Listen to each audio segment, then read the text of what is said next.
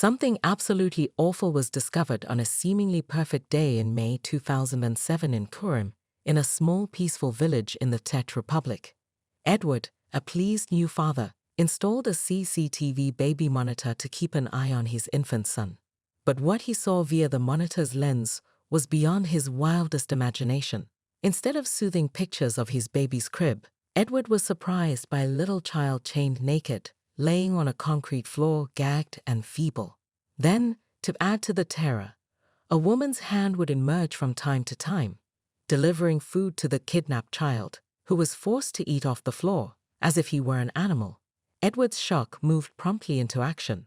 As soon as he called the authorities, the cops began a door-to-door hunt to discover the source of the broadcast. Before we begin, if you find this video interesting, please leave a comment at the conclusion and let me know what you think about the case below. It benefits the channel. Also, remember to subscribe for more. Thank you very much. Klara Maurova, a native of the relatively peaceful town of Karim, declared her heavenly destiny to all who would listen, while her sister Katerina was on a similar quest. They both claimed Klara was the mother of 2 sons, Andrew and Jacob.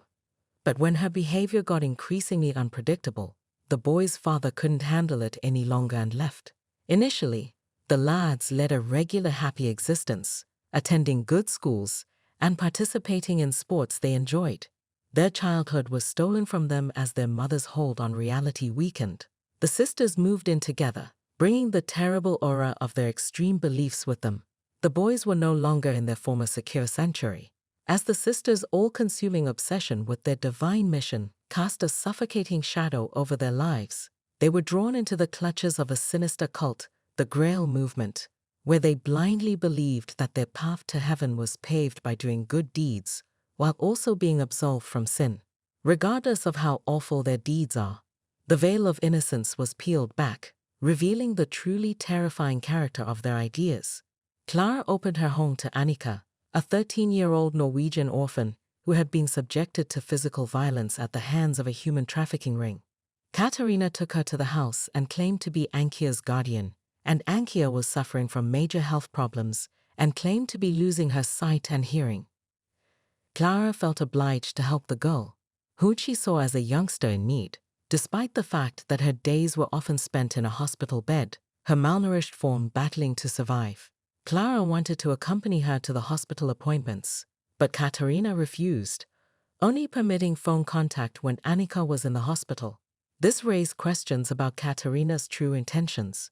Perhaps Klara's confusion about why she couldn't accompany Annika to the hospital made her more vulnerable to what happened next. She began to receive text messages and emails from a man claiming to be Annika's doctor to prove he was who he said he was. He had arranged to meet Klara, but it was in the middle of the night in his automobile. Most of us would never dream of going to this, but Klara was already in a peculiar state of mind. At her finest, she was also fairly global. During the encounter, the man sat in the front seat of the automobile, while Klara sat in the back. The man never looked around, because the darkness covered his face, but he did pass Klara Annika's medical records and birth certificate. This was enough for Klara to believe it was real. And this was indeed Annika's doctor. The doctor began to turn the screw after the pair's confidence was established. He insisted that Klara perform heinous crimes on Nico's fragile body, such as caressing her crotch. Klara was distressed by the idea, but she carried it out for Annika's sake. Klara had gotten obsessed with Annika over time, so much so that she began to ignore her 2 sons, Andrew and Jacob, who were primarily cared for by their grandparents. Klara wanted to formally adopt Annika, but the doctor told her that she couldn't since her boys had been bullying Annika, and this had to stop for the adoption to take place. He did, however, have a solution to the problem, which he described as curing the evil spirits. Klara began to punish her sons for anything they did wrong through severe and physical discipline. Even though they didn't do anything wrong, she would discipline them by using her hands or materials found in the kitchen, such as belts. She would also lock them in the cupboards overnight, as they were exposed to the most brutal and merciless punishment at the hands of their own mother. The boys' screams rang through the empty halls. This was a terrifying situation, and the boys' lives were in danger as they were caught in the crossfire of their mother's unsettling activities. Eventually, The doctor decided that this wasn't enough, and he tightened the screws even further, claiming that his treatment was ineffective, and Clara was told to leave her duty as a mother to her sons and take them to an isolated cottage surrounded by nature and distant from any inhabited places.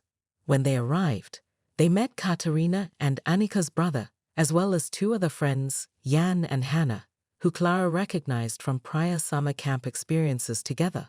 They will perform horrific horrors on the innocent youngsters in a warped world. Two defenseless boys were denied their basic human dignity and subjected to terrible abuse. They were confined to dismal and barren cells and suffered a daily existence of malnutrition, beatings, and unimaginable torture. The boys were subjected to heinous violence, including blistering burns from cigarettes, electric shocks, puncture wounds from fox lashings, plus being made to cause harm to themselves with knives. They were chained to a table for hours, covered in their own urine, and even made to eat their own vomit. Clara immersed their heads for long periods of time, pushing them to the edge of death, while Katerina rendered them immobile by tying their hands behind that box. The scenario was a foreboding and terrifying reality for these unfortunate victims, as their captors inflicted unimaginable atrocities on them. Their tormentors decided to take things a step further and started stripping the skin from their legs and buttocks, gorging on the raw flesh before their very eyes. The boys were being engulfed by their own flesh and blood, both literally and mentally. The boys were even forced to consume their own flesh, a heinous deed that will haunt them for the rest of their lives. Annika had exacerbated problems by lying to the elders, alleging that the lads were still bullying her despite knowing the repercussions. The group also pretended to abuse her so that they wouldn't think they were the only ones who were being targeted. This terrifying cycle continued for several days until the boys were finally allowed to return home. But once they returned home, the abuse resumed. For a full year, they were locked in a dog cage in a cement dungeon, living in their own filth and fearing for their lives on a daily basis. Clara had installed CCTV so she could see the suffering of the boys on the screen in another room, and the horrors that took place in that house were finally discovered in early May of 2007. When the evil acts were caught on an unknowing baby monitor, a malfunction occurred, and the baby monitor instead picked up their neighbor's CCTV signal. A terrifying scene was projected into their living room, exposing Andra, chained and naked on the floor, powerless. The frightened neighbor quickly contacted the authorities, who hurried to the scene to discover the truth. Andra and Jacob, as well as a young girl posing as their sister, Annika, were freed. The horrific reality was exposed as the investigation advanced. The young girl's genuine identity was revealed. Barbara, a 33-year-old award-winning classical composer, was troubled by a glandular illness that caused her to appear considerably younger than her true age. People frequently mistook her for a youngster, which Barbara took advantage of to avoid legal ramifications for her actions. To avoid prosecution, she would pretend as a minor, determined to avoid prosecution. Barbara went to Norway and was banished in the shadows, remaking herself as Adam Martin Farner, a 13-year-old child.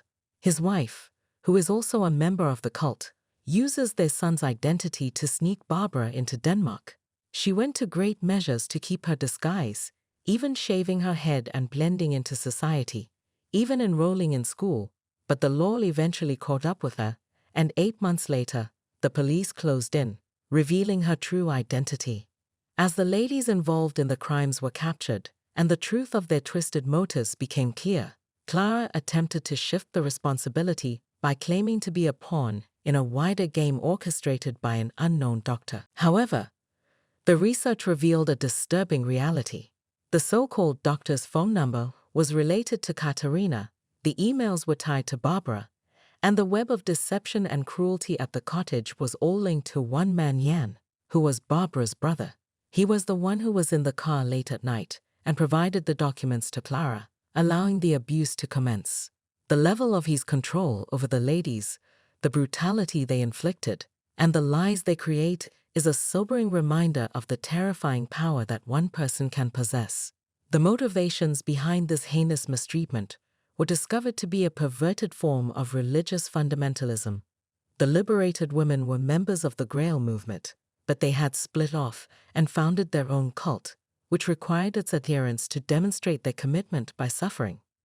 The lads, Andrew and Jacob, were the victims of this heinous experiment in which the women attempted to tear them down and enslave them in the sake of their perverted ideals. Clara, Katerina, and Barbara, Jan, and Hannah, and brother Jan were eventually brought to justice and sentenced to prison terms ranging from 5 to 10 years. Despite the fact that they have all since been released on parole, the horrific memory of their acts will linger, reminding us of the risks of religious fanaticism. Thank you for taking the time to watch. Stay sane until next time.